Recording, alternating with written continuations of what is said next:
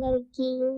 ఈరోజు మా ఇంట్లో బ్రేక్‌ఫాస్ట్ వచ్చేసి చాలా ఈజియెస్ట్ అండ్ ఫాస్ట్‌గా అయిపోయే రెసిపీ అనమాట. అందరికీ అర్థమైపోయి ఉంటుంది. ఈజీ అండ్ ఫాస్ట్ అంటే దాని పేరే ఉప్మా.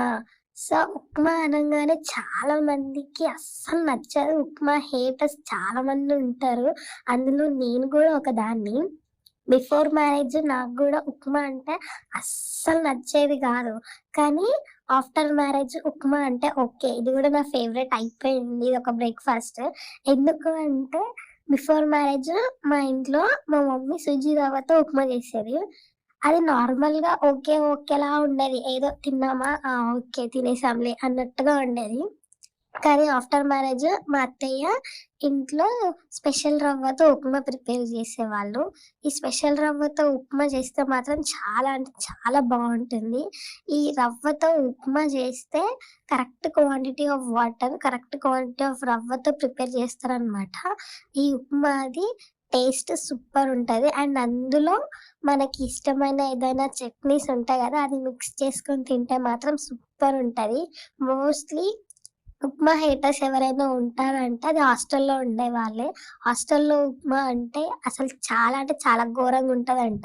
నాకు మా ఫ్రెండ్ చెప్పింది. నేనెప్పుడూ హాస్టల్‌లో ఉండి చదువుకోలేదు గానీ, మా ఫ్రెండ్ చెప్పింది. హాస్టల్‌లో ఉప్మా అంటే ఆ రోజు బ్రేక్‌ఫాస్ట్ చేయకుండా వచ్చేవాళ్ళంట. సో, హాస్టల్‌లో బ్రేక్‌ఫాస్ట్ ఉప్మా అంటే అస్సలు తినని వాళ్ళు చాలా మందున్నారు. కానీ మనం ఇంట్లో ఈ స్పెషల్ రవ్వతో ఉప్మా ప్రిపేర్ చేసుకొని ఒక్కసారి ట్రై చెయ్యండి. ఎంత బావుంటదంటే చాలా అంటే చాలా బావుంటది.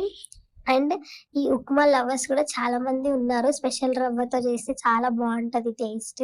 ఉప్మాలో లాస్ట్ అంతా ప్రిపేర్ అయిపోయిన తర్వాత లాస్ట్‌లో మనం కొంచెం నెయ్యి యాడ్ చేసుకుంటే ఆ టేస్ట్ మాత్రం చాలా అంటే చాలా బావుంటది. నాలాగా మీరొక్కసారి ఉప్మా ప్రిపేర్ చేసిన తర్వాత లాస్ట్‌లో నెయ్యి యాడ్ చేసుకొని తిని చూడండి. ఉప్మా అంటే ఇష్టం ఉన్న వాళ్ళు కామెంట్ చేయండి. Thank you. నా పేజ్‌ని ఫాలో అవ్వండి. లైక్ చేయండి.